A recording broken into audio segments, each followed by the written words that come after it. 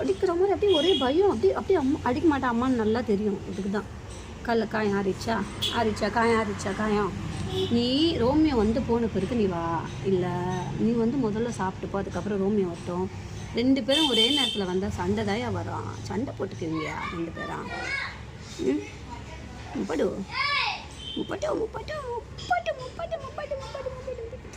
வா வா சாப்பிடு, வா ஏந்து வா இல்லை வா இங்கே வா.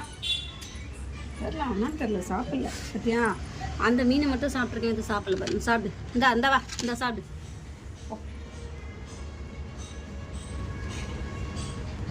ஃபிஷ் ரைஸும் மீன் சாப்பிடு ஃபஸ்ட்டு. நான் போய் ட்ரை ஃப்ரூட் கொண்டு வரேன், சரியா? ஃபிஷ் ரைஸ் பற்றி மீனை மட்டும் அந்த அம்மா முழுங்குதுங்க. அந்த சோறை வாயிலே வைக்க மாட்டேங்குதுங்கம்மா.